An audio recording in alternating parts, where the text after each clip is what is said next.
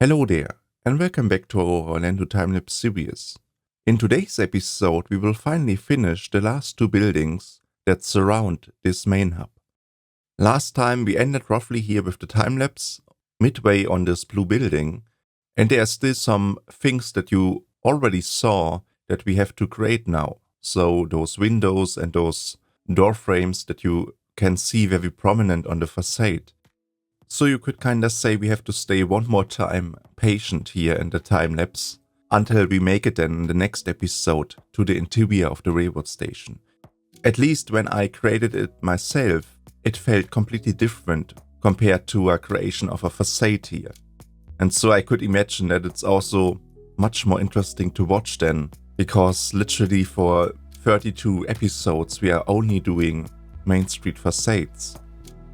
And especially in retrospect to all the things that will come in the future, just imagine all of those other facades that are still to come. We might mix that up from time to time by building another interior. Or as I'm doing right now with the creation of the horse-drawn trolley, which is by the way finished right now, and it's actually driving around in the park. But there are of course many more vehicles in the park. We have there some old-timers or omnibuses and even some fire trucks that we can recreate. And we might even start our side objective of recreating the monorail station at some point. So all of those things we can mix and match effectively to make the experience while watching a lot more diverse and enjoyable. So at the time of recording, today is the 17th of September, and it's the time after the 7th update dropped and also the Sorcery DLC. So I like to tell you my experience here on it. So the first thing that I was looking for is of course the ability that you can now rotate any grid piece in the game in any direction. And whenever you are now in the park and you maybe try to give a certain surface now a specific texture, you can very well do that. All elements of floorings and walls can be used to either one of them. That means every floor texture that you see, you can suddenly make it work as a wall texture and vice versa. Especially for me now in the park, those roof surfaces, that's the primary scenario where I feel like you can make them work in some way at least. The thing here that becomes an issue is the massive overscaleness again. Every grid element that we have in this game, or let's say almost 95% of it, is bound to 4 meters. And pretty much every roof that you see now in the game or in the park, it's roughly between 2 to 3 meters. So they are kinda overlapping and exceeding the boundaries of that. And by the way, when I did that, the texture on it also looks a little bit off just because it's too huge compared to the sizing of the building itself. So again, don't get me wrong here, I'm absolutely happy and euphoric about this feature. It's one of those things I dreamed about in the prequel. But to make them now effectively working in the park, we would need something like those non-griddable wall elements in 2 and 1 meter variations. So for example, all of those roof slopes that you see that are currently 4 meters, just make a little variation of them that you can scale down to 50%. So at least right now, I feel like the best way how to continue now with those roofs is to just simply let them be like they are right now with those arch shapes on the top. They are visually very in the background, you barely notice them, and they fit well with all other things that you see. The fear that I have when we are doing now roof tiles on every secondary building that we see here, you kinda expect to see them. And then we have to go through every building while adding individual roof tile pieces. And this will of course increase the piece count tremendously. So I feel that on certain parts here we can stay intentionally minimalistic and we can get away with that. We don't have to literally recreate everything there is, especially in the regards of Disney themed sign elements, for example. Just like on the confectionery, I left that out intentionally. It's on one side much too complex to recreate, And when it's not there, everything is stripped down to the core concept of the design and architecture of a building. That means you don't have there anything else now that interrupts the aesthetic of it. And that's sometimes what I prefer over the actual accurate rendition of how you see it in the park itself. Later on, when we are then finally doing a ride, for example, we will notice this as well. We just can't go 100% here. There will be always something that we just can't recreate. Either it's too specific in reality, or the limitations of the building system are kinda holding us up in this game. And so at least in my opinion, we can get away with that very effectively.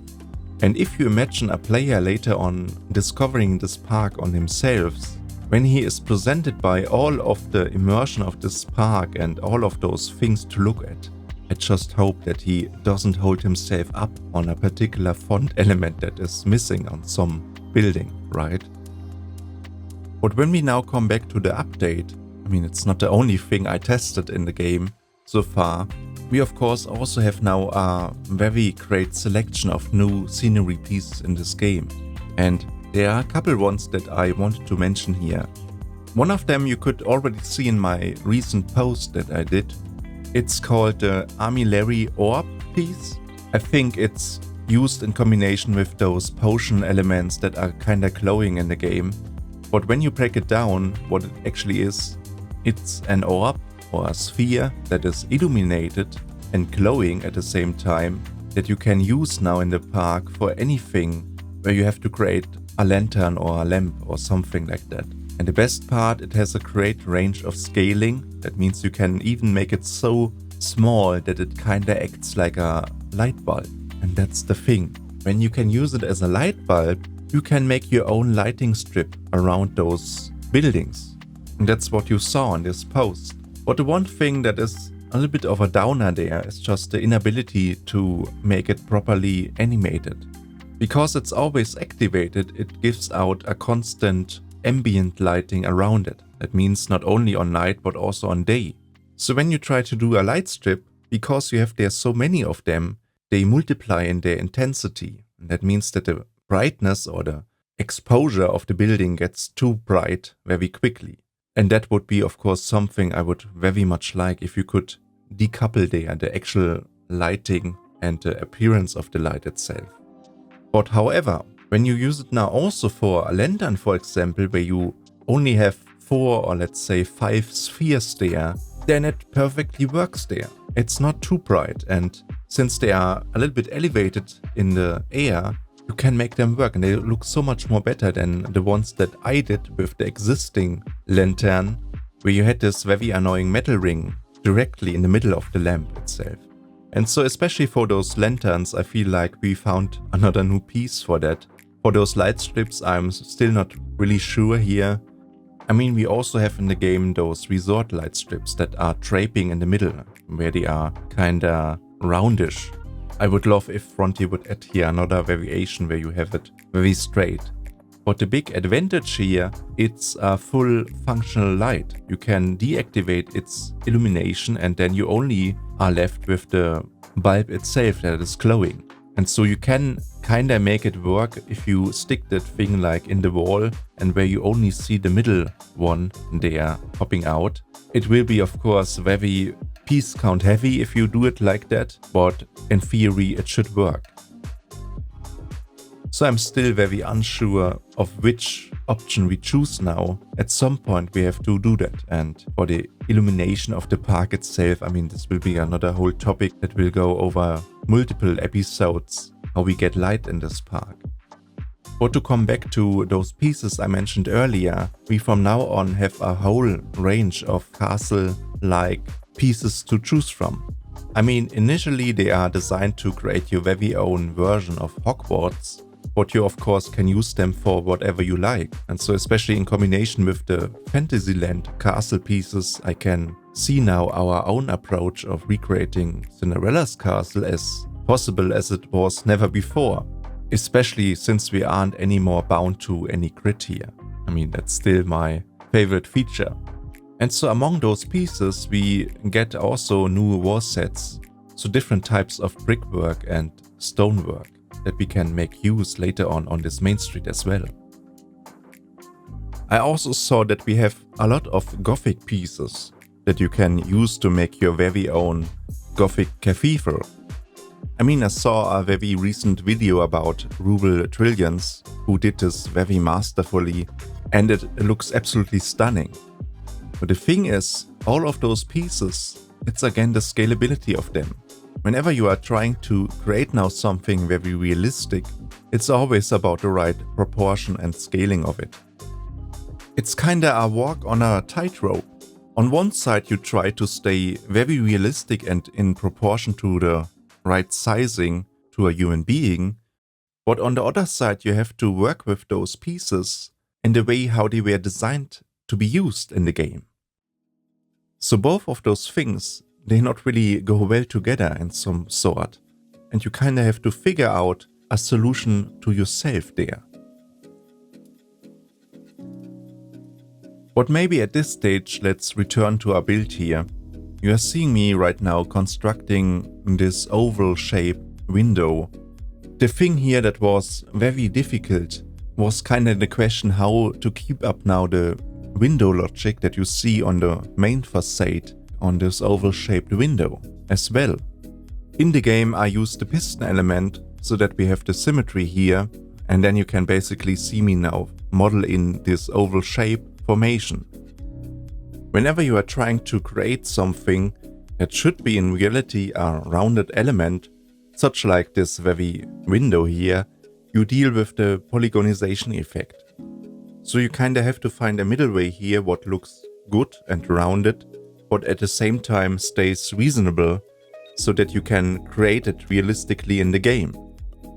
So right here on this absolute secondary building, it looks great, I feel like. I can remember 10 or 15 episodes ago that I was very unsecure or cautious about the use of pistons in this game. At that time I still had no trust in this feature. But right now, especially when we are creating those things in the game where you have to rely on the symmetry a lot, it's just such a powerful tool that we have in our repertoire. When we would have to create here everything without this tool, it would be such a hassle. And especially later on when we coming to the interior of the railroad station, where you also have a lot of symmetrical things like those doorways or those tunnel arches, you would lose there so much time and to invest so much more effort in creating that completely without that. That's kinda stupid if we would not use it. And the one thing that eases my mind a little bit is just the fact that you can deactivate it completely in this drop down when you click on it. So even if they would make now an update to those pistons in some way and they would change their something where it kinda gets resetted to its original animation type, in our case it would be set back to deactivated and then nothing is happening, and that's perfectly fine for us. So we have to kind of force ourselves here into believing they will never make any relevant change to it where this whole thing gets resetted in some way. But I also say this because after doing now the horse-drawn trolley, just the realization that what you have built here actually works now and it's driving around in the park, it kinda gives me now this attitude, okay, let's just keep on doing it and we don't really have to bother here about anything. If it's working, then it's working, right? And I especially felt that after doing now the horse-drawn trolley, I had to make a dedicated choice now on which track ride I place now all of my scenery. You see, once you have created your thing there in the attached scenery mode of a given ride, you can't really transfer all those items back to the standard building mode in this game. They are kinda locked away there. You can't really share them as a scenery blueprint. You can only share the whole ride as a blueprint, but you can't detach the scenery there from the ride itself. And that's of course a huge issue, and I hope that Frontier at some point gives us the ability to decouple their scenery not only from rides but also from Pistons. In Pistons it's the exact same thing. You can't decouple the scenery that you have built from the actual piston itself. Now, it's also pretty clear why you can do that. In Pistons and also in rides, you have those additional options of symmetry there. And in rides you even have symmetry there on multiple wagons per train. And that's of course missing from the standard build mode. You don't have there any symmetry option. And that's also the reason why we don't see any option there to transfer it. So especially now where Frontier lifted us from the curse of having those grid limitations and where you couldn't really rotate it in any direction, this would be my next favorite thing that they would add in the future. That you might have then the ability to use symmetry whenever you are creating something, just in the standard build mode of this game. Why always abuse your piston that you have there that was initially designed for something completely else, if it's just integrated into the core building system of the game itself? At least that makes sense to me, and I don't see any reason why it's not a great idea. But maybe let's come back to the horse-drawn trolley for a second. As you can see it, I already built a couple of episodes ago the track layout with the toy train in the game.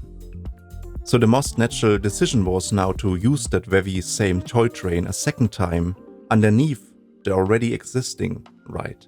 In theory, there are also many different dark rides, or let's say track rides in the game, that give you much more options how you can interact with the train itself.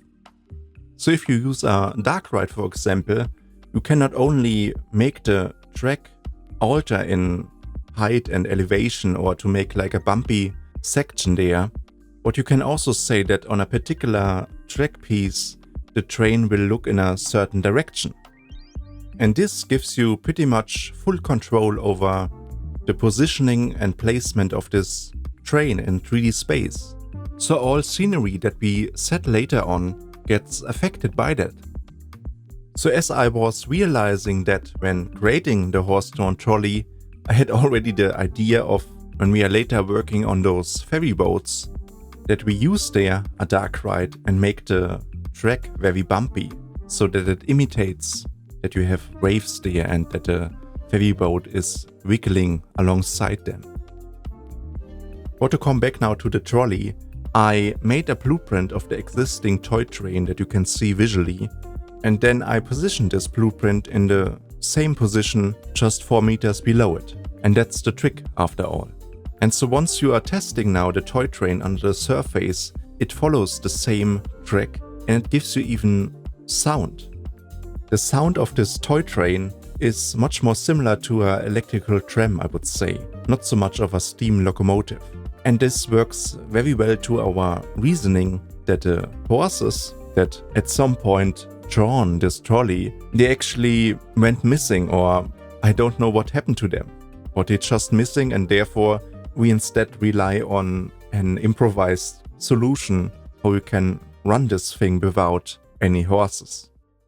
I can remember also mentioning that in one of those episodes that I already saw how people are creating even horses as an animatronic in this game, but at just the point it wouldn't look really that great beneath all of those realistic buildings, and then you suddenly have there like a super clunky horse that is animated with art shapes. I don't think it would really drive this immersion in any way.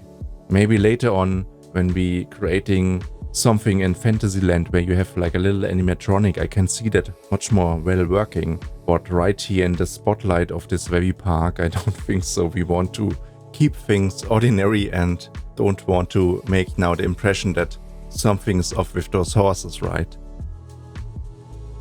But who knows, maybe in the future we get new ways how we can create something like that. I could see that we might get another expansion to the animation system where they make those animations like in any 3D software out there, where you have joints and bones to create your little animation rig, and you set the values for positioning and rotation in the timeline of the display sequencer itself. Now in a 3D application it's of course way more complex than that, But if you would have here a simplified version of that, to create your, let's say, own stop motion in a way, then you could create pretty much any animation that you can imagine, with any scenery attached that you can imagine.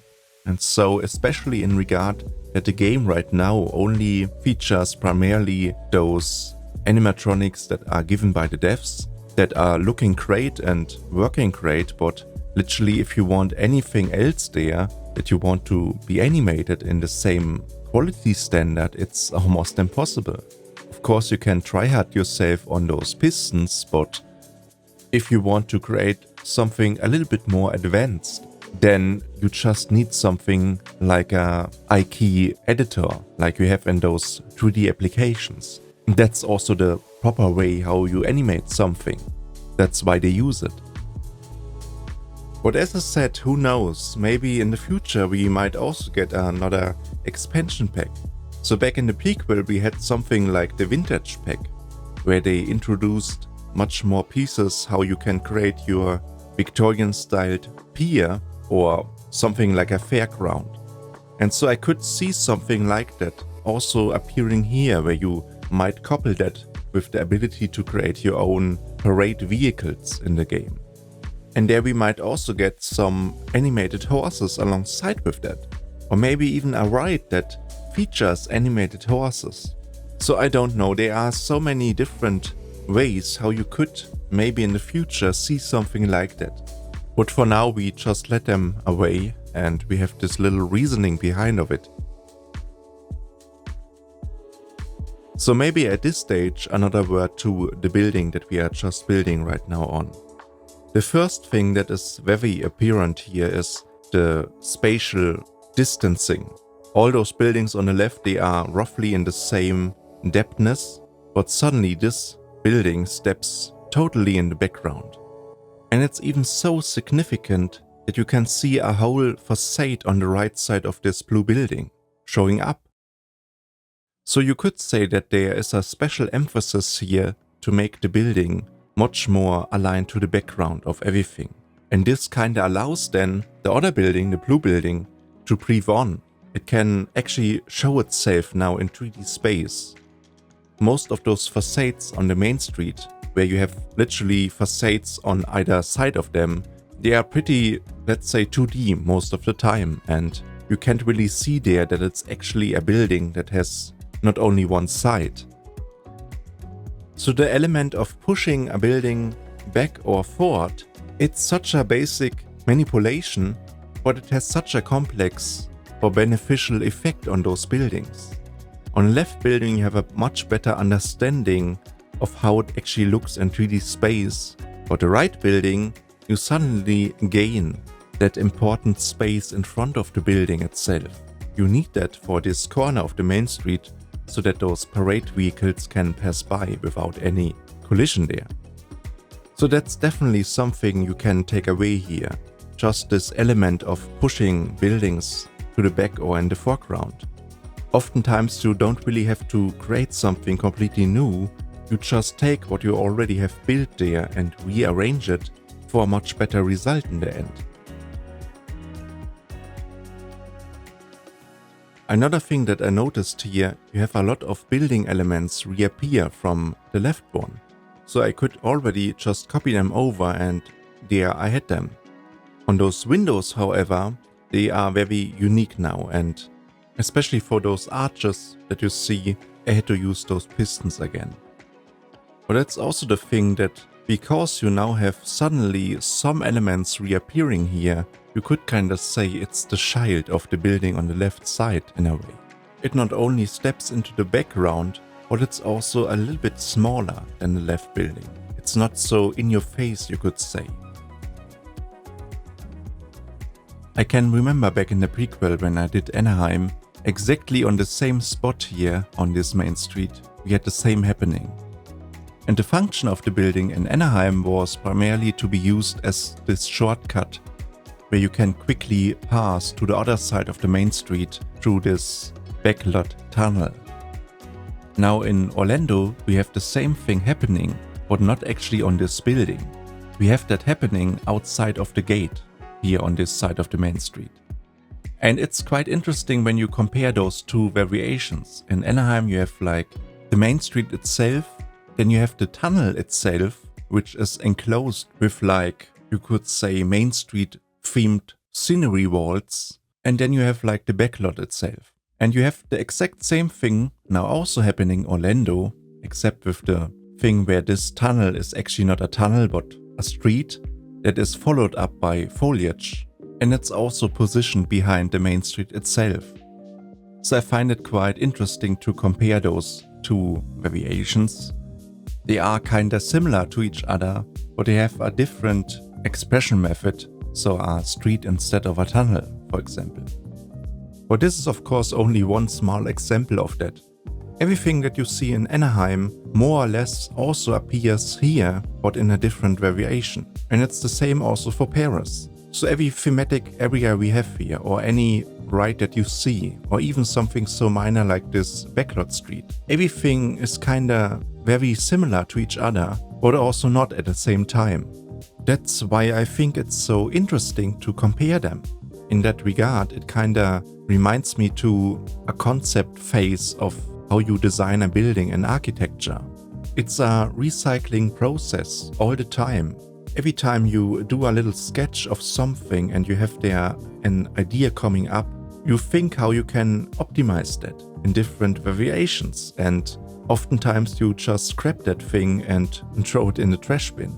And therefore you can see here that for a grand concept of something, you can of course make millions of different variations, and all of them have in a way the right to be existing in some way. So whenever you are looking on something now in this park, it could be very well also be done in a very different way.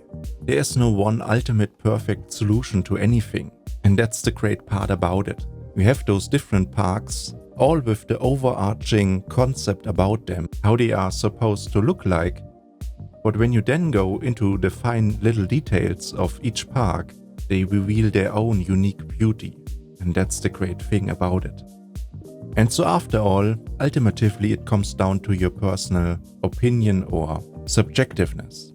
What do you like when you compare the same concepts of those parks or rides to each other? So for example, if I take now the main street, I'm really in a pickle here, because there are a lot of things that I like in Anaheim, but also a lot of things that I like in Orlando. On one side, I really like the aesthetic of the railroad station here in Orlando, but the one in Anaheim is super classic in its architecture and so, let's say, historical important to the vision of Disney. So I feel like it doesn't really make sense now to rate them alongside that. So to say, okay, that version is so much more superior than this version. I think it only makes sense to compare them and to get something useful out of that. There is, at least in my opinion, no perfect solution of this concept of a theme park. And the great thing about that, we also don't need that. We have those two parks built in reality to enjoy them. We can appreciate that we have them. So maybe at this stage, let's come back to the build. We made quite some progress here on this green building, let's call it. Still to this point, I'm not too sure about the actual usage or function about this building in the park itself, and where it might act like an extension to the left building. Although the left building I found on last episode in your comments that it's formerly known as Chapeau Building, and today it's used like an extension of the confectionery. And so I suspect that this building might be also connected to that, and where maybe the whole confectionery is splitted up on all those buildings here on the front side of this main street. And so at least in this episode I will just refer to it as the green building. So as you see in the footage, I started the construction of the staircase in front of the entrance. And so I cut out a little bit of footage here just before that, because I looked for endless ways how to create it now in this game. There are barely any pieces in the game where you could construct something like that. The only other piece that I can think of and that I also tried here is this little brickwork trim element that was also in the prequel. And so I tried that, but it absolutely didn't look right When you take a look how it's constructed in reality, you have one layer of brickwork on the top, and then you have another layer underneath that is slightly stepped back. So to make that, you couldn't use this trim element for it. And so I had to go back to my fire station and to pick there the brick element that I used for individual bricks to make now that round arrangement here. When you look on it, it looks a little bit insane to do it like that, but I just don't see any other solution how you would create that. And so in that regard, it's a very, let's say, realistic approach. It's the same approach like on the fire station, where also all those bricks are built out of individual pieces. But the great part when creating them here, you could use the rotational symmetry mode, and this was really a lifesaver to get the right curvature. Otherwise you would really copy this thing over like crazy and you wouldn't have this accuracy. But yeah, just now I'm starting the balcony that you see in the entrance, and for that we just use now the same elements like on the building on the left, where we also had a balcony happening. Now the thing that makes everything so much more complicated is just the fact it's rounded, and therefore we have to make now this little balcony piece modular so that we can use it then when creating the curvature. And especially this process here, it's always my preferred workflow whenever you have to create now something that was previous linear but suddenly it's rounded. And so especially you have to take care here to be very accurate about everything, because later on when you have that thing then copied around 20 times, you will see inaccuracies or something like a dent immediately. So I would always recommend whenever you are doing something like that here to take there enough precaution, because the result will later on just look way better. Sometimes I have this happening when I'm a little bit more lazy and want to create something very quickly, that I don't pay there enough caution in the accuracy, and then later on I just have to invest double the time then to fix it and to correct it. And so it's oftentimes just the better way, invest a little bit more time and then you don't have to do it twice. When I think myself back to the Space Mountain I did in Blanco 1, I couldn't count the times I had exactly this happening, where I had to go back and correct myself in doing all those art shapes and just think of all those scenarios I had to use them. I mean, especially on the catwalk, for example, the whole ride is 1000 meters long. You can only imagine how much effort it was to place down a custom-made catwalk piece by piece. So what I definitely take away there is the lesson that when you take there a little bit more time in the perfect placement of it, then you will save so much more time in the future. It might not look like in the moment of doing it like you would, but it's definitely the case. I tested it for myself hours on end. Another thing that you can see on those reference images is the question about the right coloring of it. I mean, we had that topic already in the last episode a little bit, but I feel we can give it here a second try.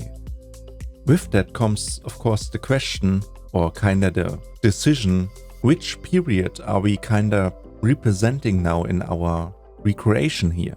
Can we exactly nail down the moment in time while we are building on it? Because that's a thing. Whenever we are creating now something, I don't know how long this park will need in the end, but I could very well imagine that we still building on it in 2028 or even in 2030.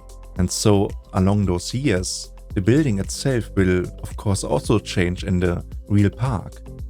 And that's kind of the thing. We have to ask ourselves here, which version of the park are we going to depict here? Is it the most recent version how it is in reality, or is it maybe something in between there? And so at least while we are building on it, I think it doesn't really make sense to make it now even more challenging in trying to update the park every time something in reality is changing. Right now it's much more important that we just keep on building. As I'm saying this, of course, if there is something now that is groundbreakingly different, so where you suddenly have a whole different building happening there, then it's something we have to care about. But if it's only the coloring or the name sign on it, I think it's very secondary. As I'm saying this, something comes to my mind. I believe somebody in the comments, I don't quite remember the name of that person, but he had this brilliant idea to just put every objects that you now have on this building that get kinda affected by the recoloring, to put them in a separate scenery group. And then you just recolor it to a specific color code, and there you have it.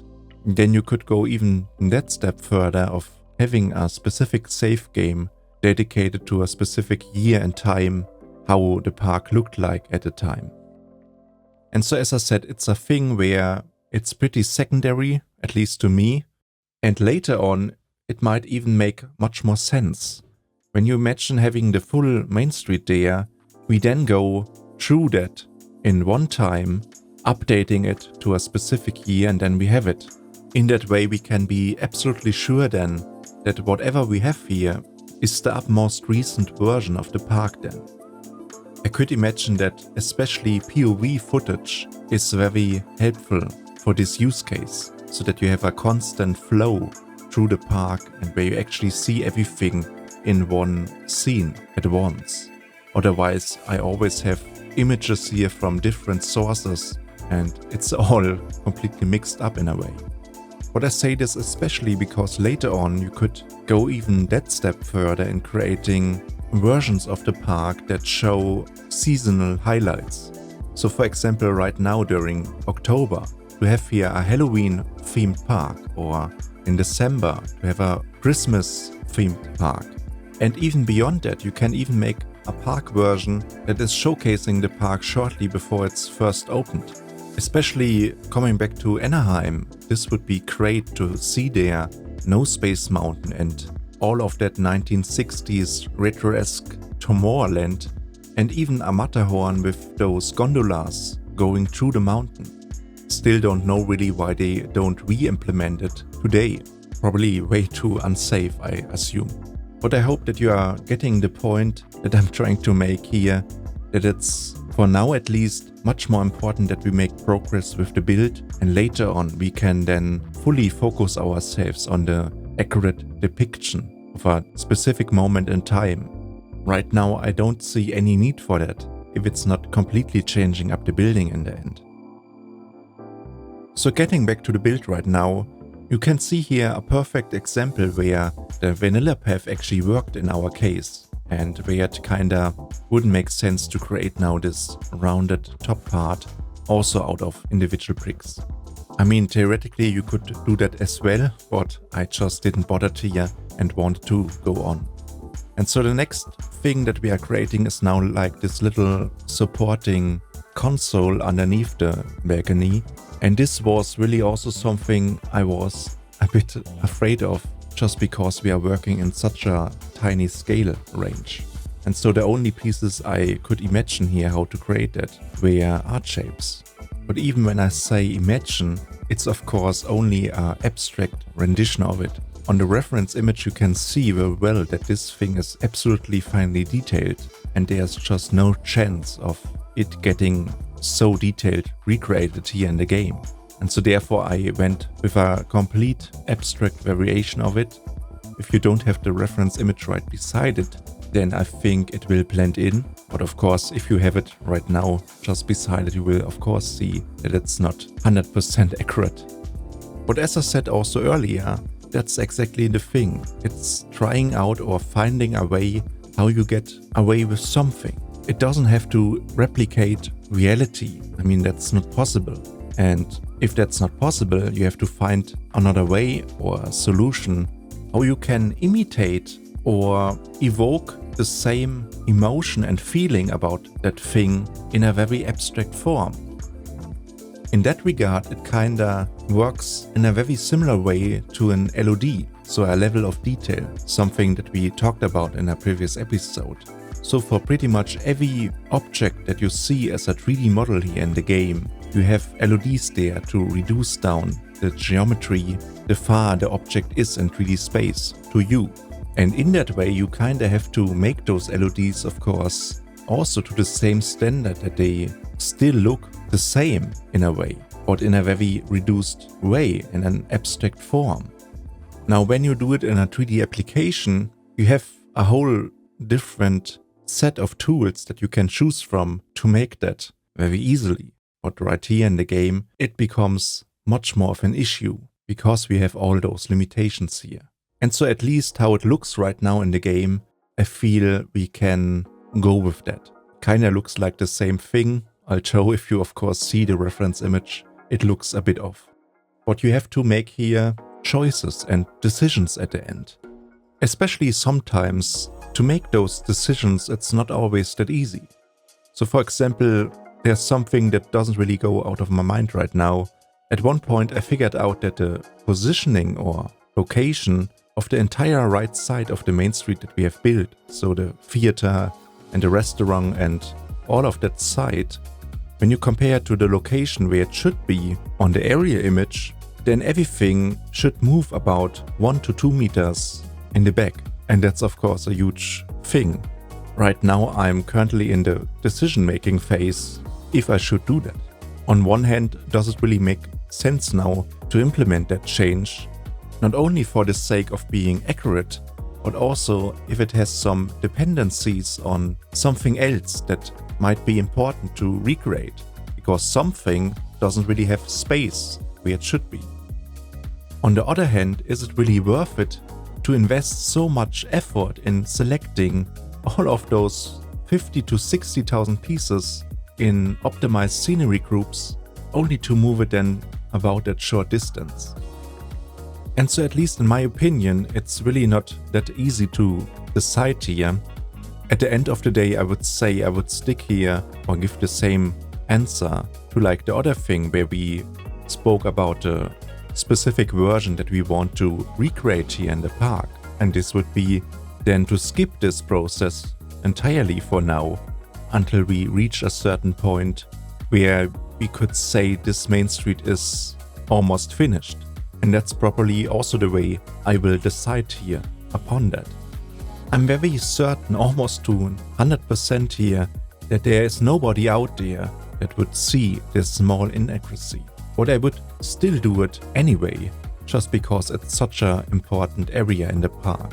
And even if you don't notice it, it still kinda affects the spatial feeling that you get when you're standing in front of it. You will not directly notice that, but you will kinda sense that something will have changed if this thing is suddenly 1 or 2 meters in the background.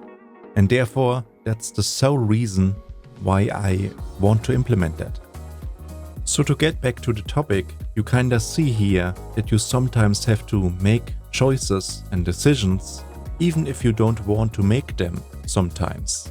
The bigger and far this park gets in a way, it kinda makes the impression that we don't have really any choice here about that, but that the park itself makes the decision for us. We only acting upon it. It's something that I described very early in those episodes, that you are not the one that is in charge here, if you want to go that poetically, but rather that the park itself defines how it is best continued. I mean, we both know that it's not like that actually, but at times when I created Anaheim and worked myself through those areas, it sometimes had really the impression to me that the path in front of me was always guided in a way. It almost felt like the park wanted me now to build on this specific area or on this building that comes next after it. And I kinda feel the same way after all that time here in Orlando again, a second time. Of course, you can always say and decide for yourself, okay, today I build this building or I start on something different. But once you decided, then you're kinda again in this cycle where you get the feeling that somebody else is doing the decision for you. And there we are, of course, on a very important topic, I would say. Do you have a free will as a human being?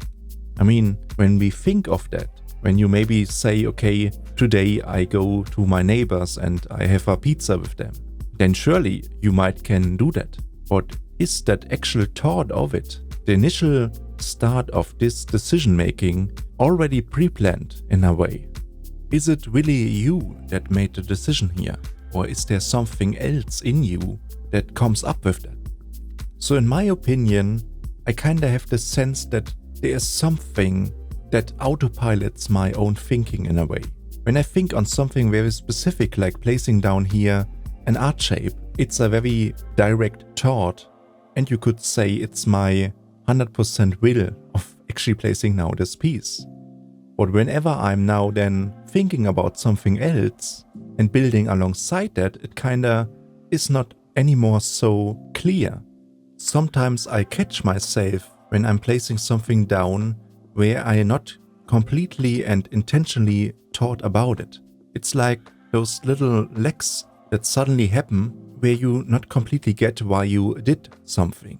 And I can only explain it by maybe there's an inner autopilot always running in your brain in some sort, or if there is actually a third entity in you that kind of directs you already into a selection of decisions that you can take. So in my belief, I still think that I make the final decision at the end, but the pool out of which I take now this decision is kinda influenced or filtered by something. Maybe we call that our own personality in a way. We are the person that we are in the end. We have different hobbies and different qualities and so many more things that shape and form us in our own perception of who we are. And maybe that's the thing, because we are somebody that exists in a physical world. We have a body, we have a voice, we have a face. This thinking of ours is kinda bound at all times to this body. So we can't really think outside of this body. We are always forced to it. Now it could be if you wouldn't have any body at all, but only this mental state of a mind where you can think about things, it could be that your own decision making might be much more true to yourself in a way, just because you aren't bound to any external forces around you. But besides that, it would be of course a horrendous imagination to be locked away forever in this mental state of not knowing what is going around you. So for me, this would be the purest version of hell, just because you never can know when all of this will end in some way. So in that regard, you kinda play with the thought of what would happen if you would live forever on. I mean, we know as human beings that at some point in time we will die. It's a very natural process. And I also don't really like to talk about it, but it's just a thing that we can't really avoid at all. And so what would happen if we could skip that, just like that, and imagine what it would felt like to be immortal to some sort, to live on forever. And it's really something where I'm very splitted on it. On one side I think, oh, how cool would it be to live on forever. Then I would have finally time to recreate all of those amazing theme parks in this game, right? No, but seriously, it would be a great imagination to see so much more of this world in that otherwise very limited time that we have on this planet. But on the other side, you would suddenly realize it's a never-ending journey. There's no end to it. Then at some point you will have seen everything multiple times, even to such an extent that you are so bored about it. So any core motivation why you do what you are doing would be absolutely gone, and I could imagine myself being very frustrated about my own existence. And so as much as this makes me sad in a way, it kinda makes me even more confident in saying everything must have an end at some point. Every great story of Disney, all films and all books, everything has an end. That's what makes it a story in the end. Otherwise it would be just a never-ending stream of things happening. But because you have a beginning and an end, you can perfectly define and appreciate what happens there. So that's the thing. because we have here a limited time on this planet, that's what makes the experience and your life alive in the end. If you would live on forever, everything you would experience there is kinda irrelevant to you. You would become at some point so mad and crazy just because nothing that you will experience there will matter to you in any way anymore. Everything is kinda irrelevant. There's nothing special about anything anymore. So the fact that you only live once in this world, in that limited time, makes this whole thing very unique. And that's what it makes it count and special. That's why we care about it. It's not there to make us now very sad that we know there is an end, but because there is an end, it makes everything so much more exciting and enjoyable. Otherwise, you would be forever cursed to be bored to death. So, that's at least my little opinion about this whole thing. I'm a little confused how I got here. The last thing I can remember that we were working on this balcony, but as you can see, we made now some great progress. The green building is now, I would say, finished in some way. We have the roof on top, and we caring about now some more smaller details like those lanterns on this wall, for example. Especially the rotational symmetry mode on those pistons was so helpful here in creating it. Especially that you can see there the result on all those different faces. It makes it so much more easy to create something like that. The only thing that kinda misses here is another piece for the glass sheet that should be, of course, there. So that's the only thing on this lantern that is not really done yet. I just hope for the future that we might get another piece for that.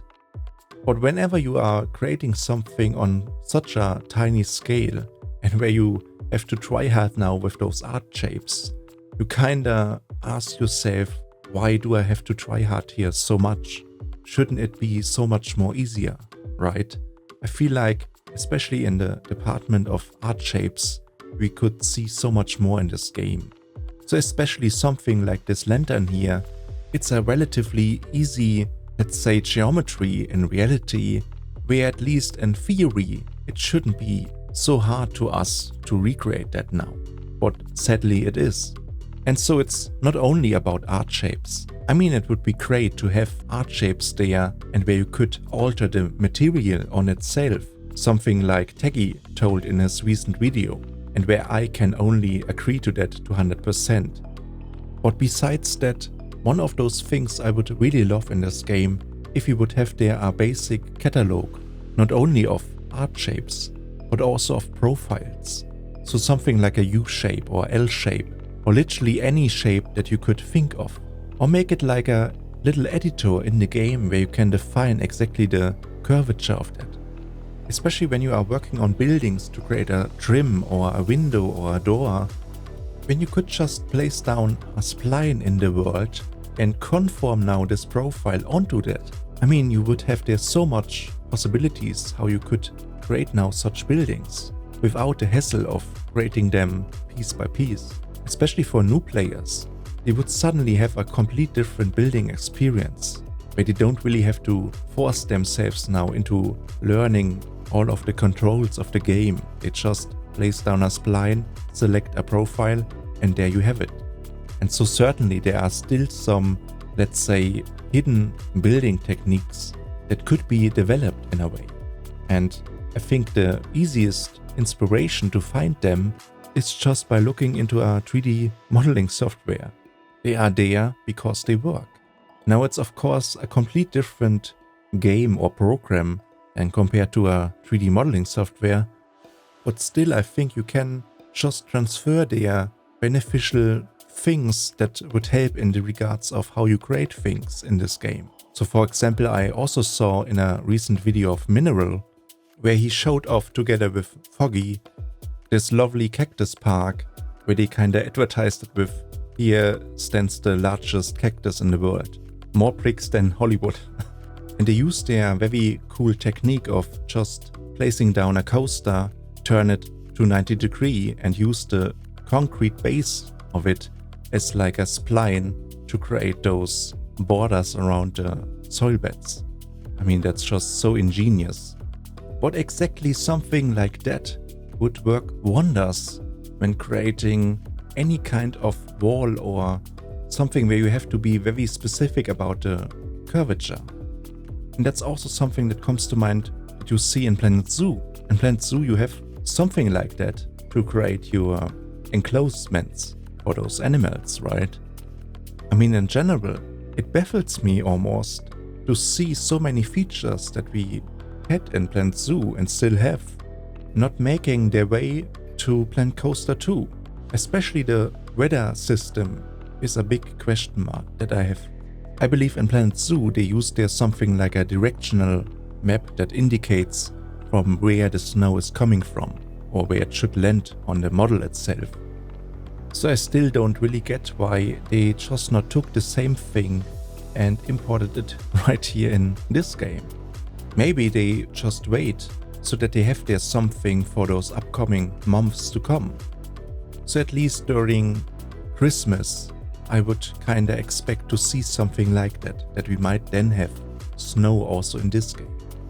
But I don't know, just a little bit rambling here at the very end of this episode before we are doing our real-time show here in a second. But overall I think you can say today we made quite a lot of progress, and in those last minutes now I just added like a few other minor details, especially also on this building here on the confectionery on the top. During its construction I completely missed that the emphasized roof here in the middle, it also has a lot more ornaments on it. And the same goes also for those roundish windows. Missed them as well here. But aside from that, we are now nearly finished with the time-lapse on this side of the main street. You could kinda say that you are seeing here the last seconds of its construction, and just now we move over to the real time. So let me just welcome you back to the park now in real time. As you saw in this episode, we built so much things on those two last buildings, and I think it's time now that we are properly appreciate what we have here. I mean, after so many episodes where we created all of this, today is the 32nd episode, I think we can now be truly proud of what we have created here. And I would like to emphasize the word we here. Although you could saw me build this park on myself, without you influencing me in some way here, I wouldn't even have come close to where we are right now. Just by watching this video or reacting to it in any other way, you kinda indirectly built the park as well, with me. Especially comparing now this experience against the one where I constructed Anaheim, it's like completely day and night. I have so much more motivation whenever I'm back at it. There are no more those times where I really have to force myself now into doing something. I just do it and it works out in some way. And especially if you have then people there that even support you on top of that, I mean, it's just precious. But with this big thank you out of the way, let's jump directly into the park itself. So we have finished now the complete surroundings around this main hub, and I'm so delighted how it turned out in the end. The architecture, the aesthetic, and the whole vibe about those buildings on the right side of the confectionery, they are giving so much to the overall visual of the park itself. Oh yeah, and one thing that I forgot to mention here, that I introduced now some, let's say, construction walls here that kinda blocking those sidelines like they do in reality, right? Whenever you see them, you know another building gets refurbished and there are some things happening. And I don't know, when I now walk through the park in the guest perspective, just because we have now this last building here in place, suddenly the whole area, it feels kinda finished and the immersion kicks in, wherein before you felt that something was missing there. And you looked into that very greenish background. And suddenly, because you don't have this happening anymore and you have now everything in place, the whole feeling of how you perceive now this area changes. And the same goes also to the railroad station where we now head to. where I created some construction walls as well, so that you can't peek into the already built interior of it. I'm sorry.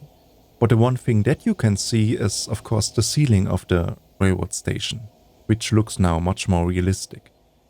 So after this episode here, we will enter then our, let's say, revival of the railroad station in a way where we care about the interior of the place. And you can already see maybe here a little tiny bit.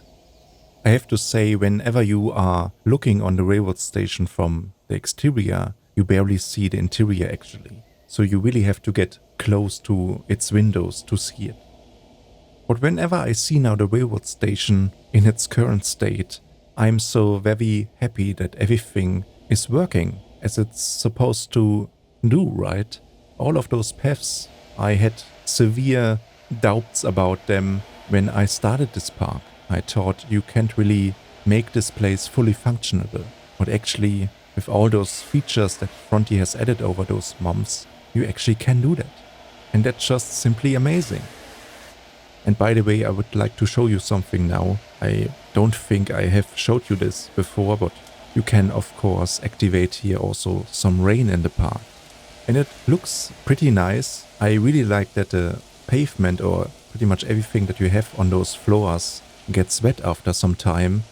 And especially in places that are enclosed or that have a roof attached to it, you don't see any rain. And that's super cool that this works, and it adds a lot to the immersion of the park itself. But the one thing that doesn't really add up at all is the same kind of illumination of the park. You have the feeling that you still have the sunny day, but combined now with a little bit of rain.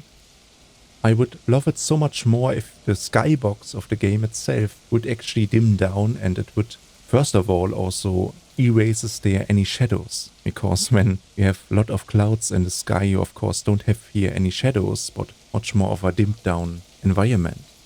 As I said earlier, I'm not a developer, but I could assume that those changes that you might make to the illumination of the game itself, that you could add a lot of beauty and atmospheric into the game by just making there some relatively small changes to the weather system. But however, I don't want to go into rambling mode again. It's just great that we have all of those features in the game right now, and especially those spots where you can see like those little puddles of water looks also pretty cool. But yeah, we are so far now in this video here, and sadly I have to conclude it now a little bit. We not only made today so much progress and finally reached a little milestone in the creation of this park, but we talked also about so many different things, of which many I already forgot now, because this video took almost 2 weeks now to make. When we go now to the center of this main hub and take a look around of what we have created here, we started with the infamous railroad station that almost took up 12 to 13 episodes to make. Then we continued with the Chamber of Commerce building, alongside with the City Hall and the fire station on the left side. Then we switched over to the opposing side of the main street to build the restaurant, the theater, and the exterior of the curtain call collectibles gift shop. Then we switched again corners to build the Emporium building and all nearby buildings, to then finally reach the confectionery building and all those buildings, including the one that we have just created in this episode. And so as I'm heading to the flagpole here, I want to salute to you by saying one more time thank you that you are around and that you are watching those videos. It's an absolute pleasure to make them, and without you I wouldn't have made it so far, that's for sure. This time I skipped the outro. I think we just let the music do its job. Enjoy.